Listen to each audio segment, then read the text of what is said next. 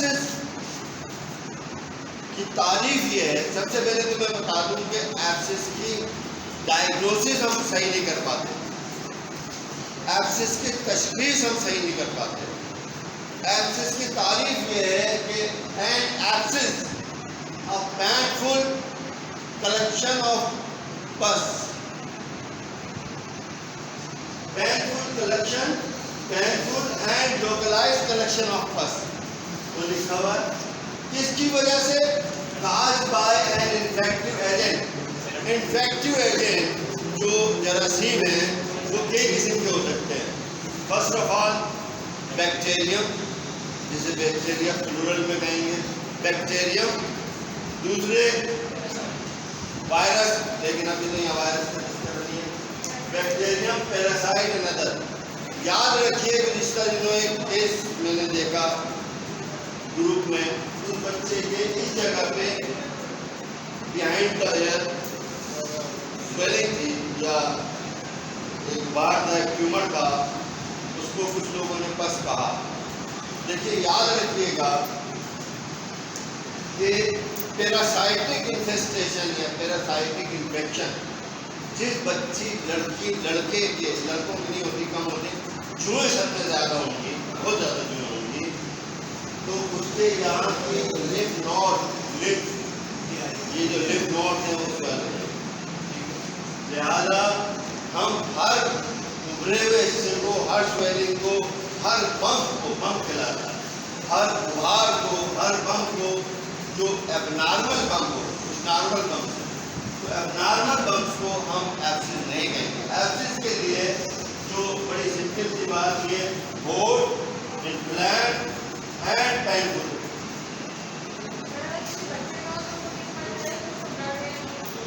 کیا بچوں میں کامن، میں اسی پہ آگے بتا دیتا ہوں، بچوں میں جو کامن ہوتا ہے وہ پیریٹونسل یا پیریٹونسل ایبسس ہوتا ہے۔ پیریٹونسل ایبسس ہوتا ہے، بچہ بے چین ہوگا، یہ دیکھیں میں نے لکھا ہے سائنس میں لکھا ہوا ہے کہ ڈسکمفرٹ بھی ہوگا، ڈسکمفرٹ اینڈ ریسٹلیسنیس، بچہ بے چین ہوگا، پرسکون نہیں ہوگا۔ دیکھیے بچے کے پاس اظہار کے لیے، جتنے آپ نے آج یہ سوال کیا تو میں آج سپورٹر فائن دے دوں آپ کو، کہ بچے کے پاس اظہار کے لیے صرف ایک زبان ہے، چاہے انگریز ہو، چاہے اردو ہو، چاہے کوئی بھی زبان بولتا ہو، اس کے بعد چاہے وہ ہندی بولتا ہو، ہندی اور اردو سیم، مقصد یہ کہ کچھ بھی زبان بولتا ہو، اس کے بعد ایک ہی اظہار خیال ہے، رونا۔ وہ رو کر بتائے گا، بھوکا ہوگا تو بھی رو کر بتائے گا، اسے کوئی مثال کے طور پہ اسے کوئی کیڑا، کوئی چینٹی کاٹ رہی ہے تو وہ کیا کرے گا؟ بولے گا چینٹی کاٹ رہی ہے نا۔ تو جو ڈسکمفرٹ ہوگا بچہ تو وہ اس کو پھر ڈائگنوز کرنا ہے ماں نے انیشلی، اور پھر اس کے بعد جو ہے ڈاکٹر نے۔ جو پیریٹونسل ہوتا ہے ایبسس، بچہ کان کو ایسے ایسے کر کے ہاتھ لگا رہا ہوتا ہے، گلے میں ہاتھ لے نہیں سکتا، اس کو انسینسبلٹی میں جو اس کی جتنی سینسز کام کر رہے ہیں اس کے مطابق وہ کان کو جو ہے ایسے ہاتھ لگا رہا ہوتا ہے، اور جب ماں یا کوئی بھی کان کو ہاتھ لگاتی ہے اس بچے کے تو رونے لگتا ہے، وہ جا کے ڈاکٹر سے کہتی ہے ڈاکٹر کان میں درد ہے اس کے۔ کچھ ڈاکٹر بغیر کچھ سمجھے سنے کان کی دوا دے دیتے، ڈراپ، غلط ہے، اور جو سمجھدار ڈاکٹر ہوتے ہیں وہ چیک کرتے ہیں۔ اگر گلا خراب ہوگا،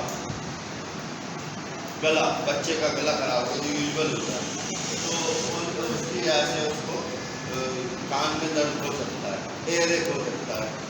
اور اگر کسی بڑوں کا داڑھ میں ٹوتھ ایک، گم انفیکشن، ٹوتھ انفیکشن، ٹوتھ ایبسس، یہ اورل میں ٹوتھ ایبسس ہے، گمز میں ایبسس ہے، تو اس کو کان میں شدید درد ہو سکتا ہے۔ وہ یہ سمجھے گا کان میں درد ہے، لیکن ایسا نہیں ہے۔ یہ جتنا ہیڈ نیک ہے اوپر کا، تو اس میں کہیں بھی درد ہوگا تو ہماری کرینیل نرو جو آ رہی ہیں ایسے کر کے 12 کرینیل نرو ہیں، وہ کرینیل نرو نکل دماغ سے نہیں ہے نا، کرینیم سے نکلتی ہے دماغ سے، تو ان کی جو گیز ہے جو ان کی جڑ ہے وہ تو ایک ہی، لہٰذا کہیں بھی درد ہو تو اس کو درد محسوس ہوگا۔ اگر کسی کو کوئی شک ہو رہا ہے ان میں سے، آپ میں سے کسی کو نہیں ہو رہا تو آپ ایسا کریں، ایک باریک کوئی اچھی کاٹن بٹ لے کے، کیلی لے کے کان میں ایسے ایسے چلانا شروع کر دیں۔ جب آپ کان میں ایسے کیلی چلاتے ہیں، بلکہ دیکھا ہوا بھی ہوگا تو آپ کو کھانسی کا ٹھسکا لگتا ہے، جیسے ٹرائٹ کر کے دیکھیں، جب کان میں کیلی ایسے ایسے چلا رہے ہو تو کھانسی کا ٹھسکا لگتا ہے۔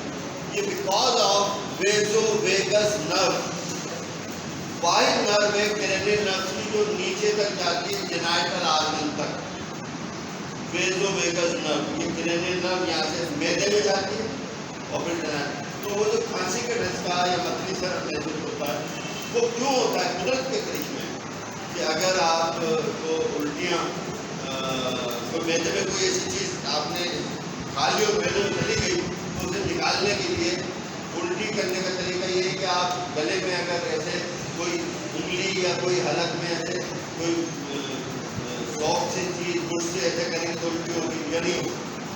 بات یہ کہ وہ ویزو ویگس نرو ہے، تو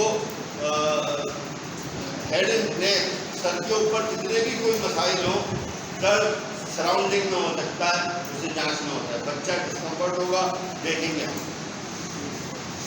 ایبسس کو ہم پہلی بنیادی قسم میں دو حصہ میں تقسیم کر دیتے ہیں، کسی بھی ایبسس کو بنیادی طور پہ دو حصہ میں تقسیم کر دیتے ہیں۔ ایک ہے انٹرنل ایبسس جو نہیں دکھ رہا، جو دکھ نہیں رہا، انٹرنل ایبسس۔ ایک ہے سپرفیشل یا ایکسٹرنل ایبسس جو دکھ رہا ہے، تو باہر جہاں بھی ہوگا وہ اگر ایکسٹرنل ایبسس ہوگا تو وہ دکھ سکتا ہے، درد وہ بھی کرے گا، انفلیم وہ بھی ہوگا، ریسٹلیسنس وہ بھی کرے گا، فیور کی چیز وہ بھی کرے گا، بخار اس میں بھی ہوگا، پی ایچ سی اس میں بھی بڑھے گا۔ لیکن پی ایچ سی کا رول کہاں ہے یا اس طرح کی چیزوں کا رول کہاں ہے جہاں دکھ نہیں رہا؟ جب دکھ گیا بوڑھا ہوا ہے تو پھر تو خوشی کوئی نہیں نا، مجھے پتا ہے۔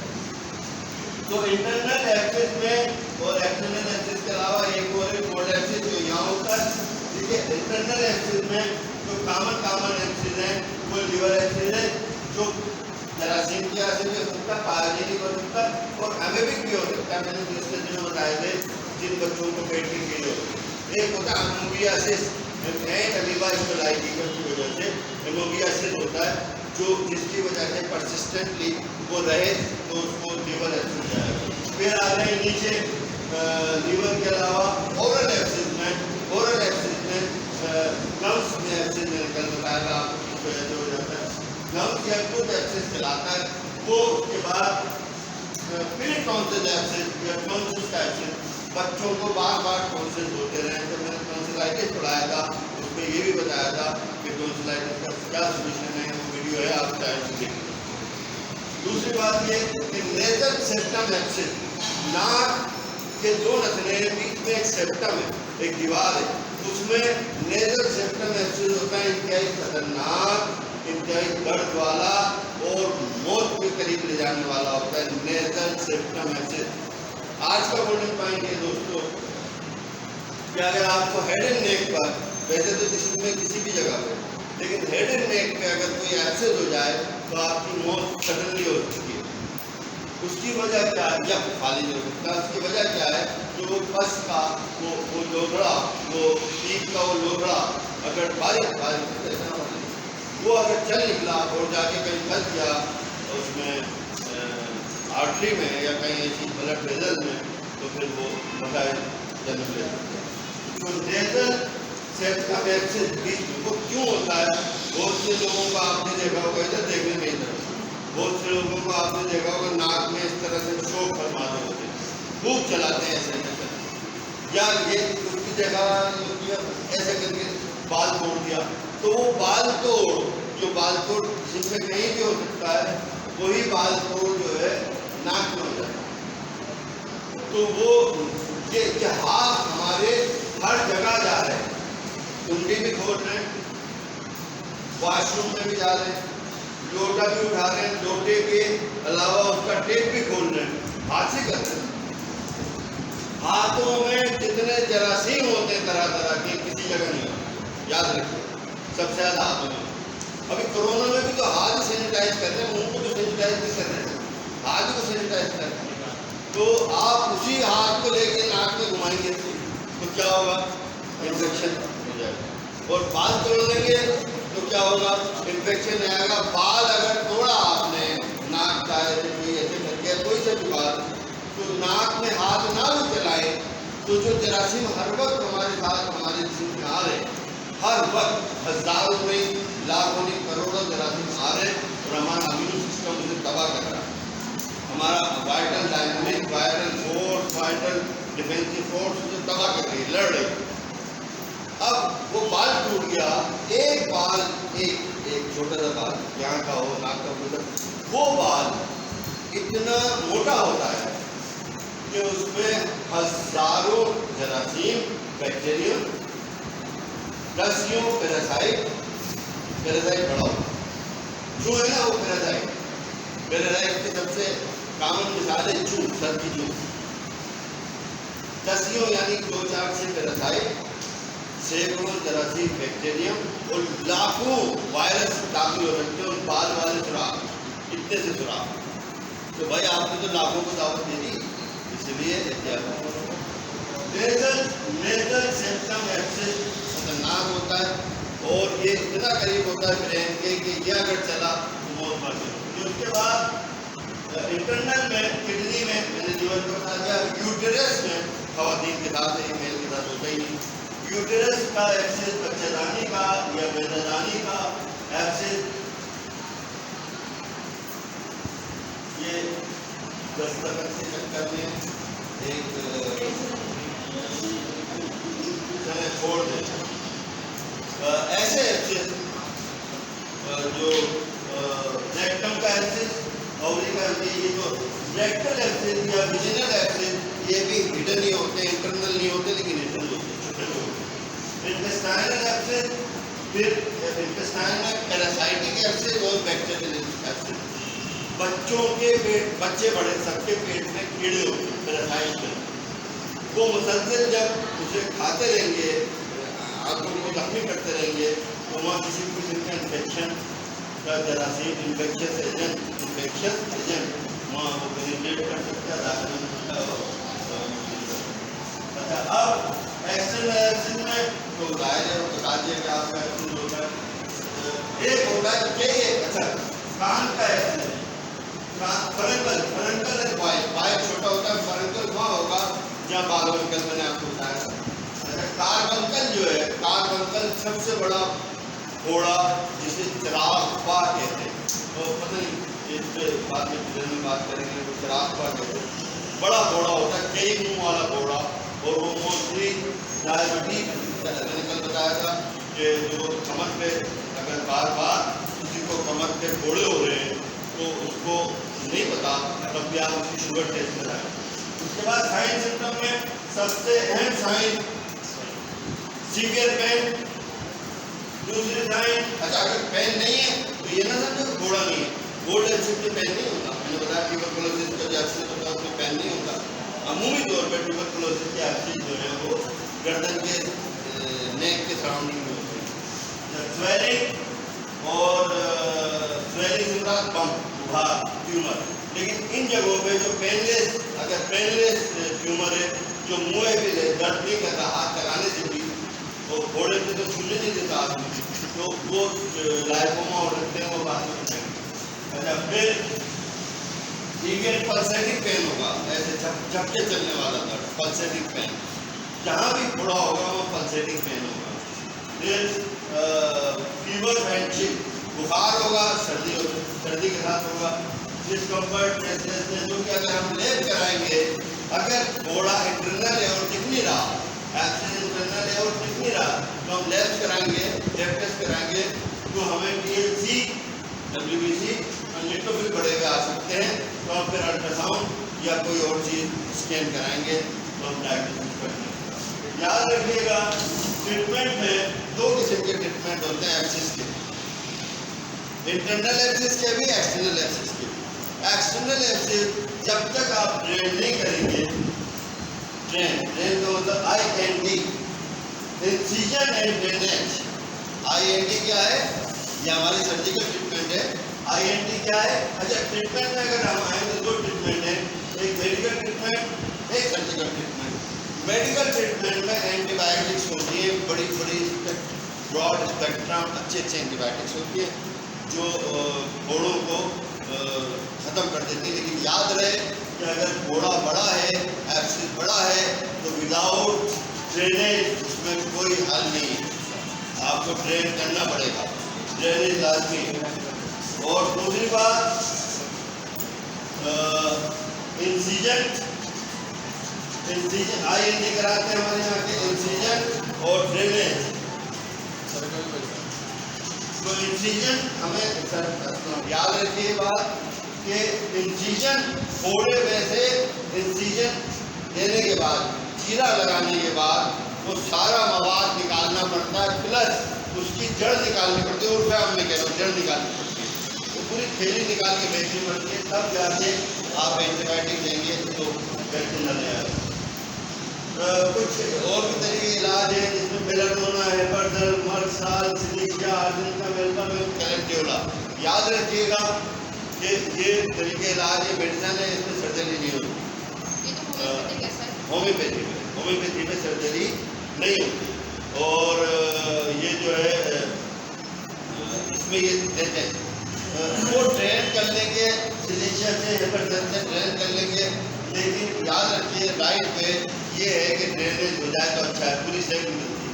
جیسا کہ کاربنکل میں ایک آپ نے لفظ سنا ہوگا کہ گھوڑے میں بتی ڈالیے, آپ نے سنا یا نہیں سنا؟ بتی کیا ہوتی ہے؟